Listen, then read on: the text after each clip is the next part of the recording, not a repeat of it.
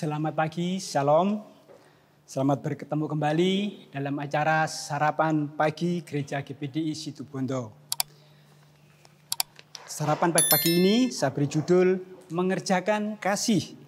Mari kita langsung baca firman Tuhan dalam 1 Korintus pasal 13 ayat 4 sampai 7. 1 Korintus pasal 13 ayat 4 sampai 7 firman Tuhan. Kasih itu sabar, kasih itu murah hati, ia tidak cemburu, ia tidak memegahkan diri dan tidak sombong. Ia tidak melakukan yang tidak sopan dan tidak mencari keuntungan diri sendiri. Ia tidak pemarah dan tidak menyimpan kesalahan orang lain. Ia tidak bersuka cita karena ketidakadilan, tetapi karena kebenaran. Ayat 7, ia menutupi segala sesuatu, percaya segala sesuatu, mengharapkan segala sesuatu, sabar menanggung segala sesuatu. Saudara-saudari yang dikasihi Tuhan, barusan kita baca kasih itu apa? Kemudian yang menjadi pertanyaan adalah bagaimanakah kita mengerjakan kasih itu? Bagaimana kita melakukan supaya kita tidak sombong, supaya kita menjadi murah hati, supaya kita tidak menjadi pemarah, supaya kita tidak mementingkan diri sendiri. Mari kita belajar selanjutnya tentang firman kebenaran yang memerdekakan pada pagi hari ini.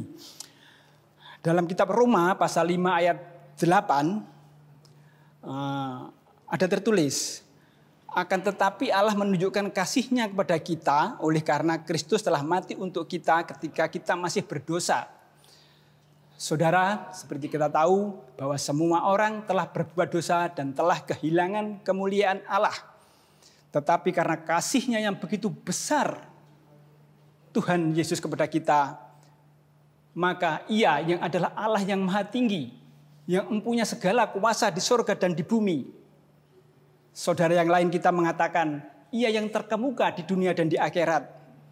Ia berkenan untuk mengosongkan dirinya. Ia tidak menganggap kesetaraannya dengan Allah sesuatu yang harus dipertahankan, tetapi Ia berkenan turun ke dunia menjadi sama dengan manusia untuk menolong manusia, menyelamatkan manusia, membayar lunas semua dosa-dosa kesalahan manusia.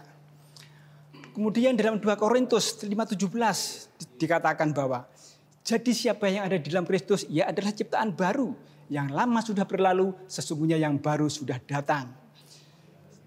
Jadi karena dosa-dosa kita sudah ditebus oleh Kristus, kita tidak lagi di dalam kutuk dosa.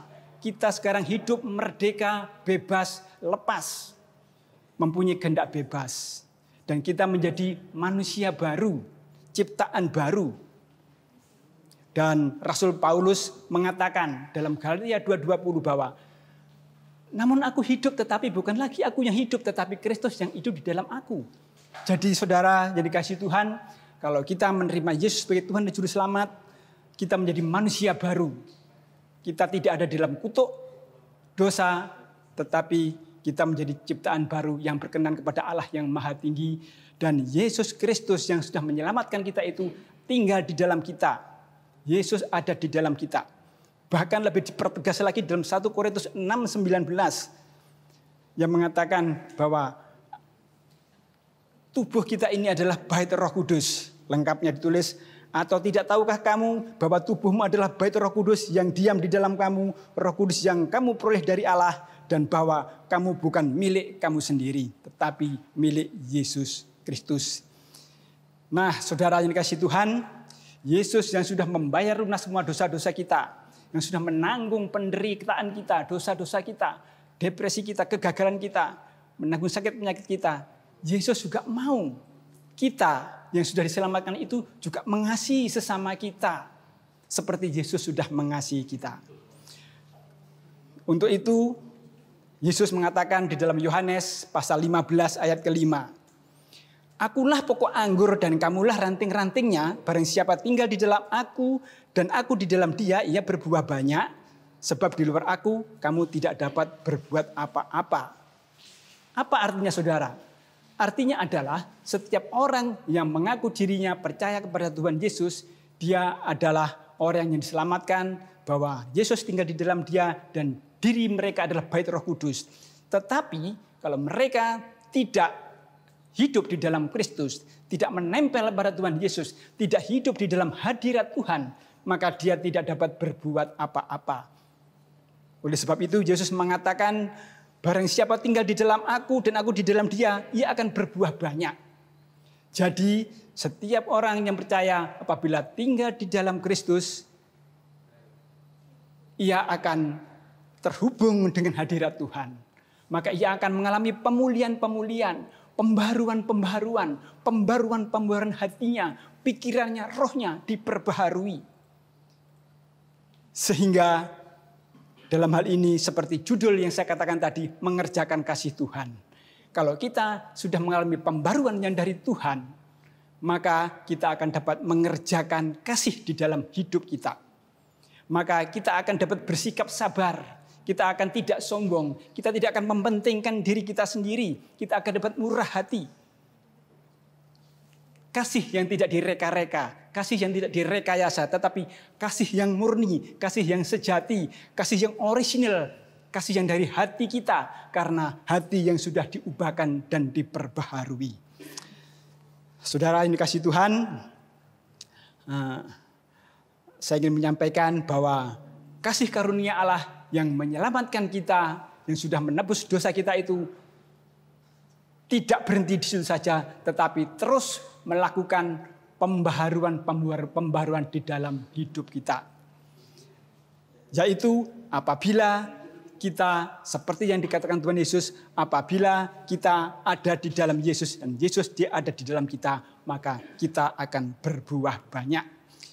Pemazmur mengatakan juga dalam Mazmur 145 ayat 18.